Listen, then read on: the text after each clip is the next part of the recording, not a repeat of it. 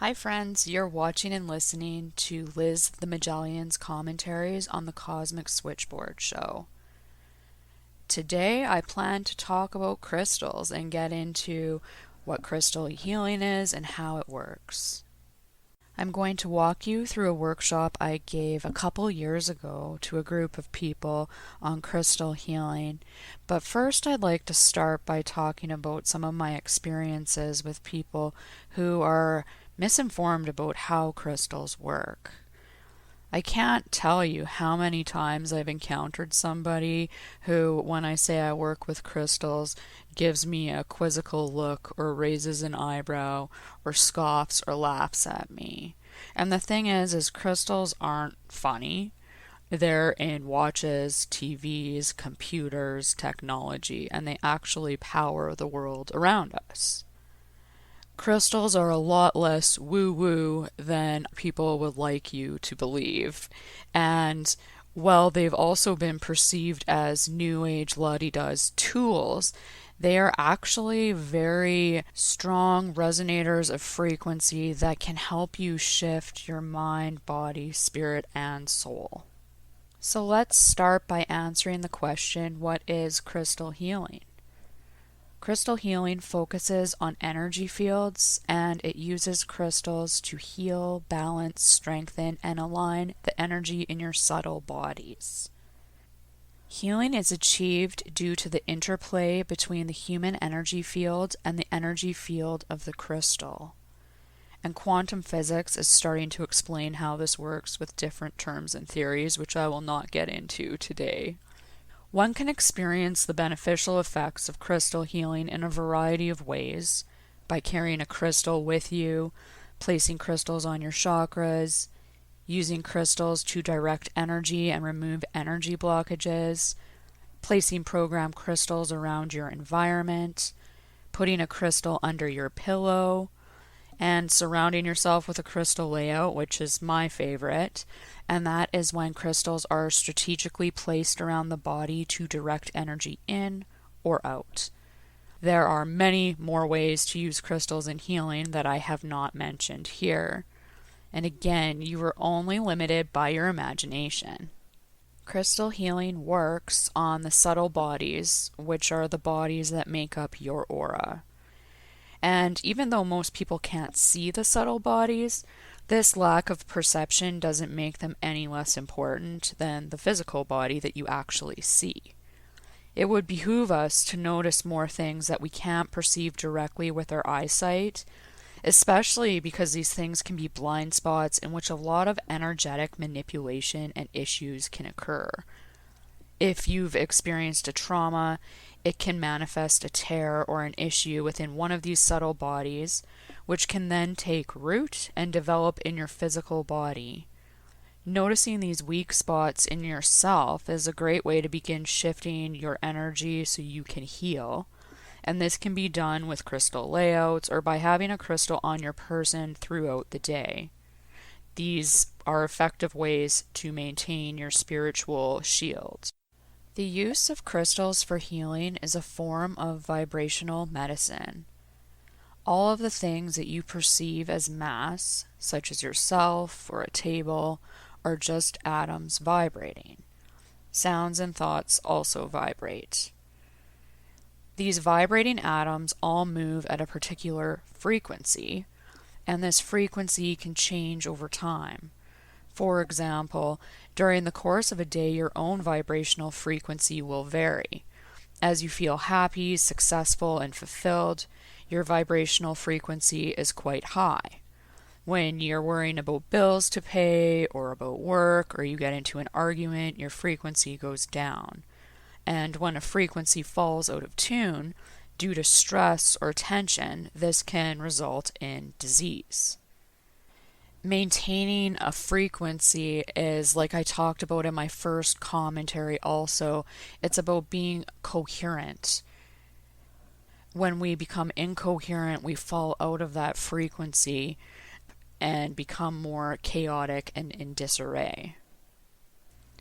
Vibrational medicine brings one's frequency back into harmonic alignment.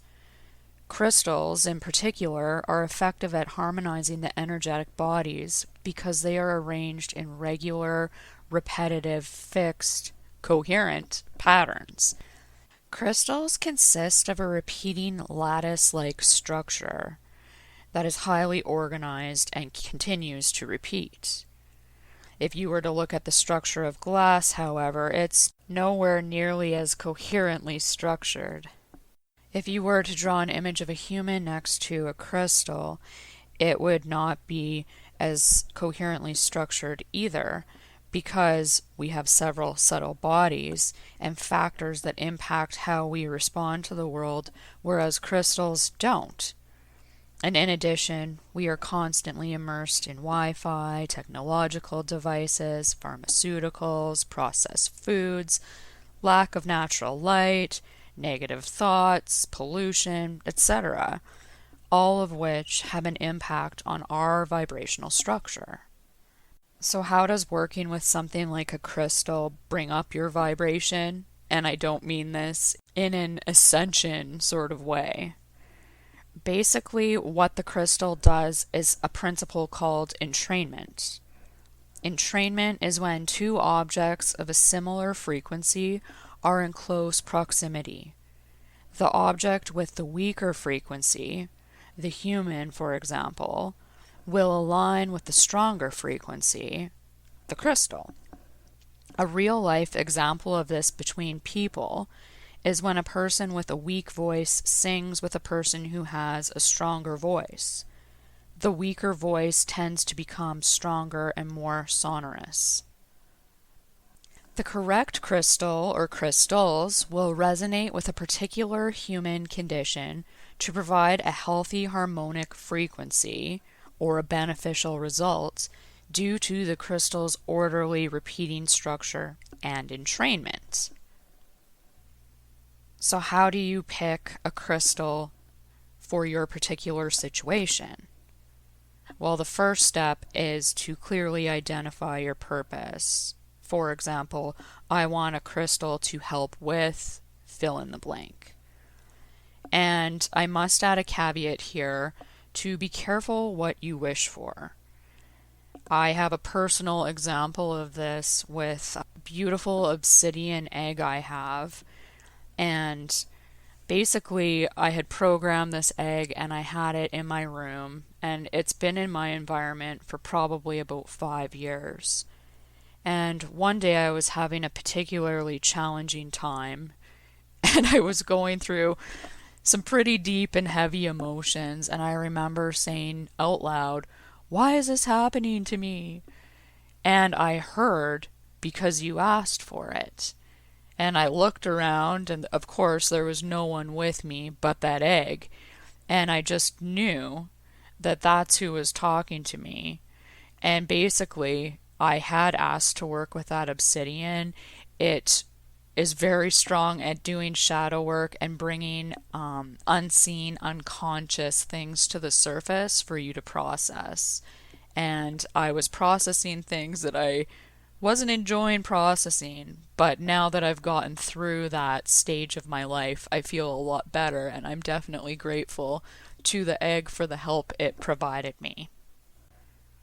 The next step when choosing a crystal is to look for a few varieties that seem to support your goal. You can search online, you can look in a book like one of the volumes of the Crystal Bible. There are tons of books on crystals. You can go to a shop or ask a crystal healer, etc. And then what you want to do is pick a crystal that feels right. And by that I mean it's a vibrational match for you. Here you're going to need to use your intuition. Sometimes you'll be drawn to a particular crystal based on the color or the shape or some other connection that you might not be able to verbalize. Another real-life example of this with me is when I was picking a pendulum at a shop in a mountain town that my sister and I used to go to. I wanted a pendulum, and there were probably about 10 hanging there for me to choose from. And I remember saying to my sister, which one should I get? And she didn't know either. And then we both saw a particular smoky quartz pendulum wiggle. And so I knew that that was the one. And I remember the lady who sold it to me telling me, you'll have a lot of fun with this. Something else to consider when picking a crystal is what colors are you attracted to at this time? If you're drawn to reds, go with that. If you're drawn to turquoises, go with that. Your body often knows what area you're lacking in, and it's kind of like a nutritional deficiency when you crave certain foods, like say you're stressed out and you crave chocolate when you need magnesium. The same goes for the color frequencies when it comes to crystals. If there's a certain color that you're really drawn to at that time, perhaps it would be good to work with that color of crystal also. No matter what crystal you pick and what it's going to be used for, the desired effect is always an increase in one's vibrational frequency or feel-good state. If a crystal does not help you with that effect, do not use it. I recall picking up a certain crystal and putting it in my pocket and going about the day, and my mood changed. I became more anxious and I wasn't in a feel-good state. And I wasn't feeling very balanced, so I knew it was time to just take that crystal out and put it back on my shelf. There's no need to be forceful about any of this. This is about tuning into your own coherent state and deciding what works for you. And if a certain crystal does not work, there's no shame in that at all. It may work for another issue another time. So the next thing to look at after you've picked a crystal is, what do you do next? And normally I follow certain steps. There are about 6, I guess 7 total. So the first thing I do is when the crystal arrives in my home, I cleanse it, I charge it in the daylight, I program it, then I charge it again, and then I use it and cleanse and repeat, basically. So I will go into all of these steps again in greater detail. So let's look at cleansing crystals first. When you first bring a new crystal home from a store, it is of utmost importance to cleanse it, as it may have passed through several hands and absorbed negativity or the vibrations of other people. Because crystals are like computers, they receive, store, and release energy on command. So therefore, they have to be cleansed of any previous energy patterns, and then they will be similar to a blank tape and ready for the new program. I've had 2 crystals in my collection that, prior to really delving into understanding about crystals, I just brought into my home and I didn't cleanse them. And one was called Moldavite, and I remember putting it by my bed because it would connect you with your star ancestry, and it's supposed to bring you into alignment with star ideals and that sort of thing. So when I first woke up to this stuff, I was pretty excited to get this Moldavite crystal into my home. However, I didn't cleanse it, and the negative nighttime experiences I was having, basically abduction experiences, they started to increase. And I believe it was due to this Moldavite. This Moldavite was also very expensive for a crystal of its size, so a part of me had a difficult time accepting the fact that something that I'd paid this much money for was having a negative impact on me. So basically I came to a place where I understood that this was the problem, and this crystal has been released from my home in a gravel pit that's just outside my garage in the back. And if I ever would like to work with it again, I can. Unfortunately, that crystal, I think, had something negative attached to it, and I still don't resonate with it to this day. Now, when it comes to cleansing crystals, you can cleanse as many at a time as you'd like, and choose whatever method resonates with you the most. One idea is to bury the stone in the ground overnight and allow the earth's grounding energy to cleanse it. This one is impossible in Canada when it's winter and the ground is frozen. However, it might work somewhere else. You can add a teaspoon or a tablespoon of sea salt to a glass of pure water and allow the crystal to soak. Cleansing can take between 15 minutes to several hours. Again, just feel into it and see how it feels. Does it feel cleansed to you? Does your intuition say it needs more time? Another option is to wash it under a running tap until, again, it feels intuitively cleansed to you. This can often take many hours. My favorite method is to place a crystal or a bunch of crystals into pure water, and I add a few drops of Bach flower rescue remedy to the water. I use this method anytime new crystals come into my home, and basically I let them sit in that water for 24 hours because I want to be sure that my crystals are totally cleansed and pure from any residual energy remaining from the place they came from or anyone else who has touched them.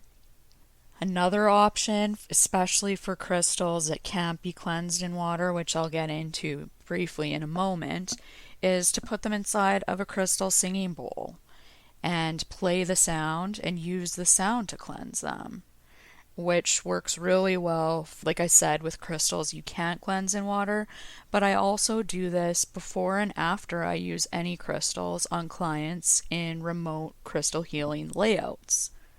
Another option is to smudge the crystals using sage, which again is another good option if you don't have a crystal singing bowl and the crystals are more porous and can't be cleansed in water. With practice, however, cleansing can be achieved by thought alone.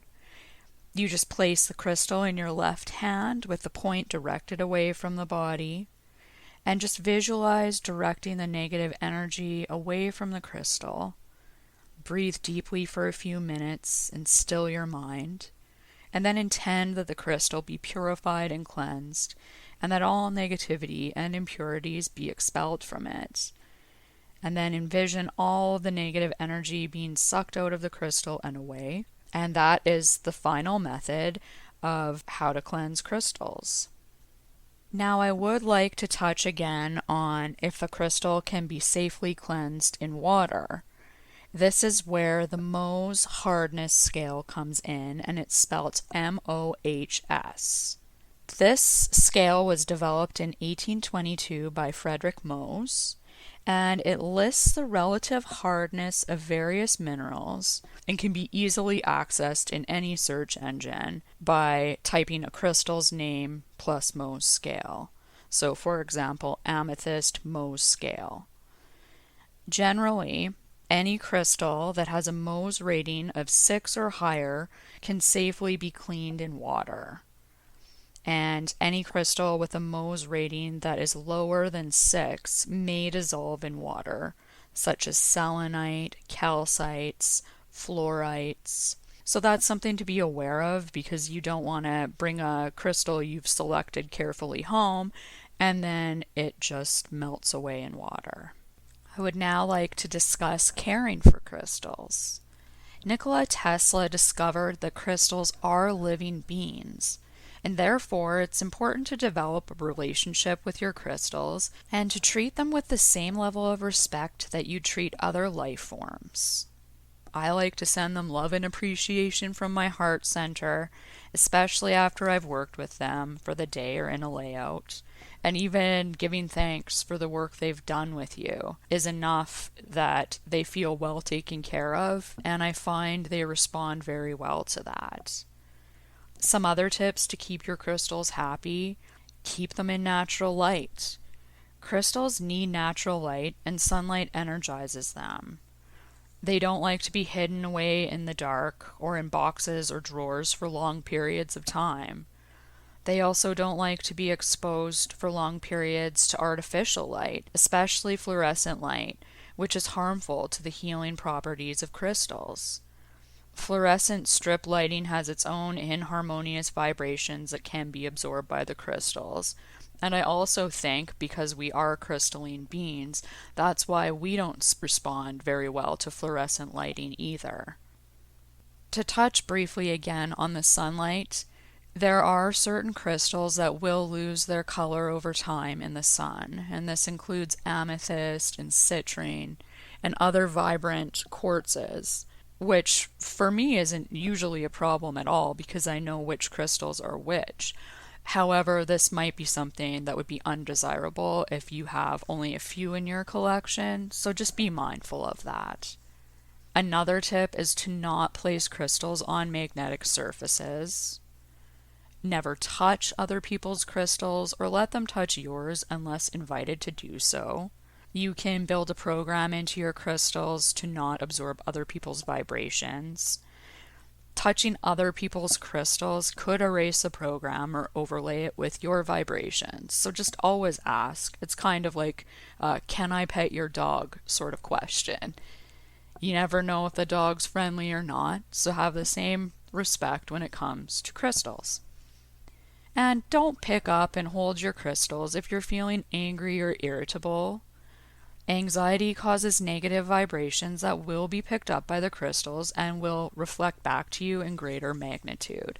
So these, again, are very sensitive, computer-like beings, and we must be mindful when using crystals. Next, let's talk about charging crystals. Sunlight charges crystals with solar radiation across the full light spectrum. Crystals, like people, need natural light to re-energize, and the more light they get, the more potent their healing effects will be. I find it's ideal to keep them on a windowsill or near natural light to continually charge when not in use. The act of programming a crystal also uses up some of the energy that the crystal has stored, so you may need to recharge a crystal more often depending upon its usage in healing. You should be able to sense when a crystal could use some extra light, as its healing effects might not feel as potent. Running some water over the crystal, again if it's not porous, would also release any energetic gunk it's collected, and then charge it in the light. And now for the most important part of crystals, programming them. How does it work? Crystals hold thoughts and intentions like mini computers. In fact, our modern communication systems use programmed silicon chips to do a wide variety of tasks. A silicon chip, which is a crystal, is not activated until programmed by energizing it with an electrical current to perform a specific function. People are electrical beings and can energize and activate programs in crystals by their very nature. Crystals respond best to thought patterns, colors, sounds, and imagery instead of verbal commands. However, I find when I am programming them that I like to say, I intend that this crystal fill in the blank, and then I visualize what that means to me. There is some prep work that goes into crystal programming, and I usually prepare for programming a crystal by looking up its attributes and making a list of all the qualities I'd like the crystal to have. If you're new to programming crystals, it might be wise to jot down examples of images you'd like to send to the crystal regarding your intentions for its program. You may, of course, do the programming without writing anything down. Choose what works best for you. How you program a crystal must resonate with you above anything else. These are only suggestions, and it's fine to program a crystal with your eyes open and read your list and ensure that you cover each point you want to program into the crystal. There really is no right or wrong way to do this. Your intention is just what is key. And sometimes I like to close my eyes while I'm programming because I find it easier to send an image and to make it more vivid when my eyes are closed. I find I do my best crystal programming when I'm in a meditation. And in this space, I am able to also gain access to intuitive information about how the crystal would like to work with me. Oftentimes, these are qualities that aren't listed in a crystal healing book. They come from my me team and the crystal itself. And this information has proved invaluable to how I use the crystal in the future. I like to write down any intuitive impressions I receive so that I remember what the crystal does, and I can always look back and see the impact it had on me.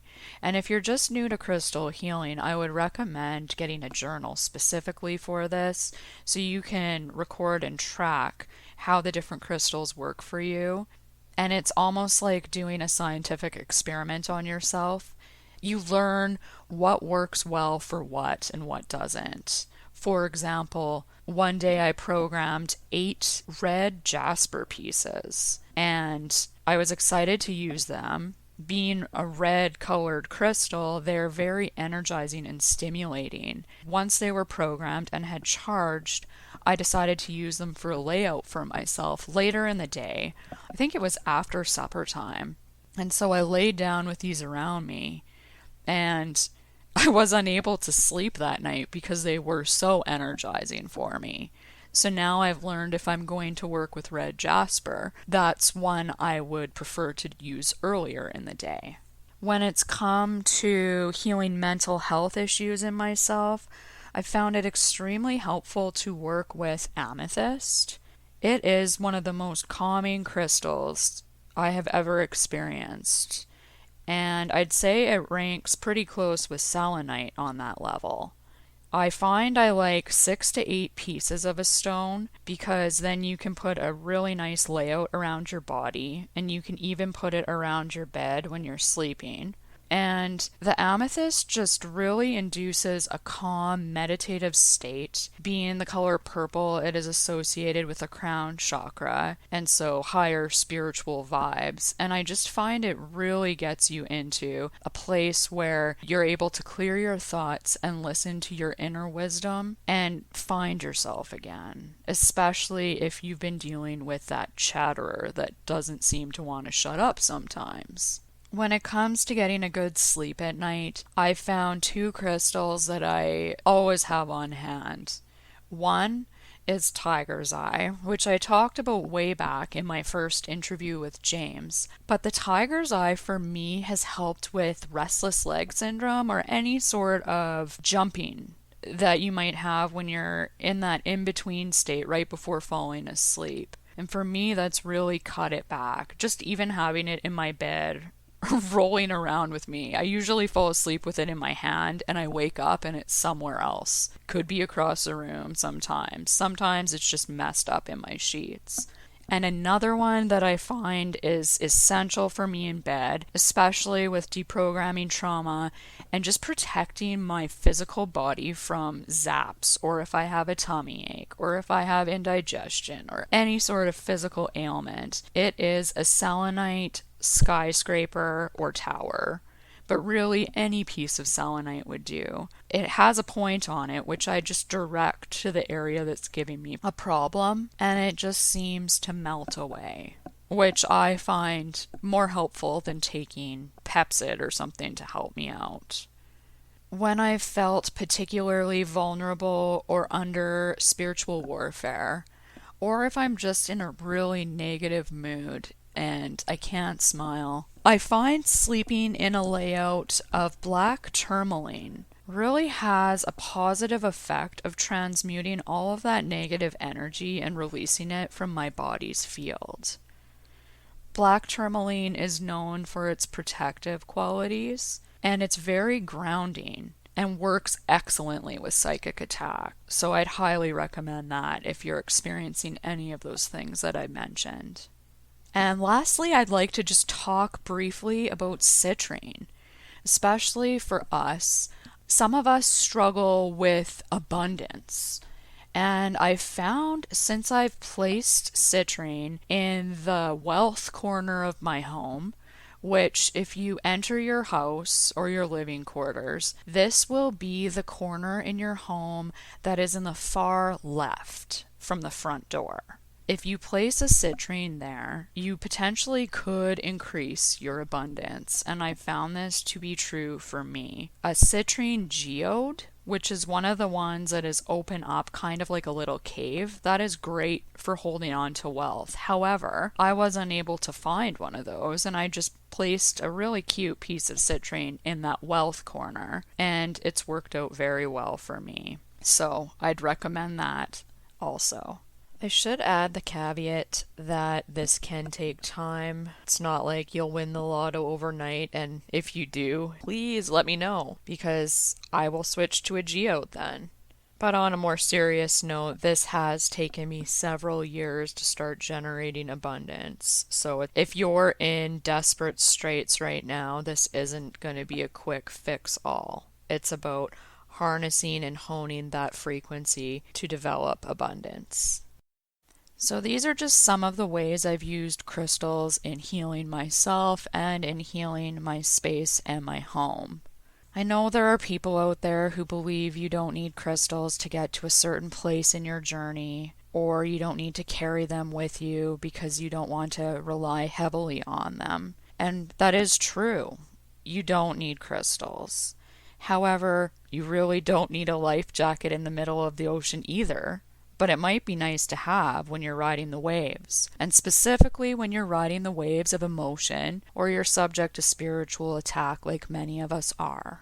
I've had many positive experiences with crystals protecting me, helping me to feel more grounded, pushing me into a deeper meditative state, and confronting my shadows. So while I don't need them per se, I do find that they are very helpful tools, especially based on my personal life experience, so that I'm actually able to feel what certain coherent or healing states are like. And you get to practice what does the feeling of peace feel like, and then you know when you are not peaceful. And even without a crystal, because I've had that practice and that experience of knowing that positive state, I will be able to replicate it again or have an idea to strive for in the future. When it comes to healing oneself, there is no shame in trying out the different tools available. Just always remember to go within and feel what resonates and discard the rest, which I have had to do with pendulums. They just simply don't work for me. So again, no shame in that. We are all unique and we are all able to use different tools available to us. And with that, I would like to wrap up part 1 of this commentary on crystal healing. In part 2, join me on the other side to discuss how I came into crystal healing, crystal layouts, what those are and how to do them, some more of my experiences, how I deprogrammed from trauma, and to touch a bit on entities and more woo-woo topics. On behalf of the team at the Cosmic Switchboard, I'd like to thank our valued listeners for your support. You are the reason we do this. We are excited also to announce that very soon we'll be offering crystals for purchase through thecosmicswitchboard.com. To our esteemed members, I will see you in part 2, and if you like what we do and you believe in what we do, please sign up at thecosmicswitchboard.com and become a member. Bye for now.